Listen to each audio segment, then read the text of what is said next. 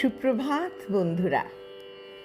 আজ 29শে মার্চ 2026, শুভ শনিবার। প্রভাতী চর্চার পরিবারের সবাইকে জানাই আন্তরিক অভিনন্দন।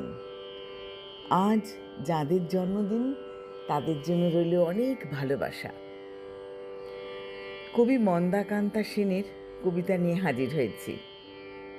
সিংহবাবুর বন্ধু, জন্ম কলকাতায়, সাকওয়াত মেমোরিয়াল স্কুল থেকে মাধ্যমিক ও লেডি ব্রেবন কলেজ থেকে উচ্চ মাধ্যমিক উত্তীর্ণ হওয়ার পর আরজি কর মেডিকেল কলেজে ভর্তি হয়েছিলেন ডাক্তার হওয়ার লক্ষ্যে। ডাক্তারি পড়তে পড়তেই পড়া ছেড়ে পুরোপুরি লেখায় মন দেন তিনি। জীবনে সবচেয়ে বেশি প্রভাব তার মায়ের। বিশ্বাস করেন মানুষের মূল্যবোধ আর সততায়। ছোটদের জন্য লেখায় তার এই ভাবনার প্রতিফলন দেখা যায়। এই অস্থির সময়ে দাঁড়িয়েও তার কবিতায় শোনা যায় এক প্রত্যয়ের সুর।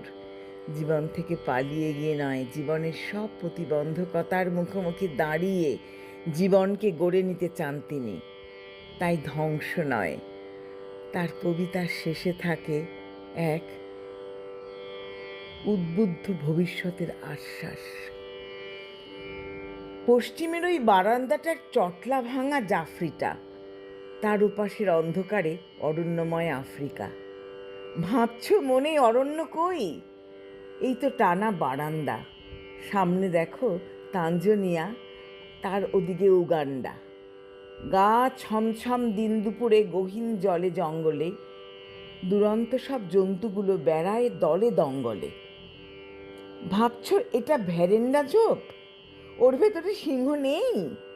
বুঝবে যখন ফাটবে পিলে হুঙ্কারে আর বৃংহনেই। বৃংহন কি তাও জানো না? হাতির ডাকের শুদ্ধ নাম।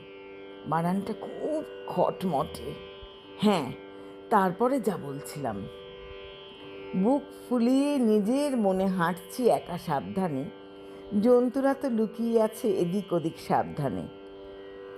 বলতে পারো ঠিক না আমার এমনতর দুঃসাহস, কিন্তু আমি মন্ত্র জানি বনের পশু মানবে পোষ। শিকার আমার পছন্দ নয়, কাজ কি তবে বন্ধুকে? না হয় ধরো যাচ্ছি আমি ডাকতে আমার বন্ধুকে। বন্ধুটা কে? ওই ওপাড়ার সিংহ বাড়ির সাত্তকী। যুদ্ধে আমায় হারিয়ে দেবে সিংহ বাবুর সাধ্য কি?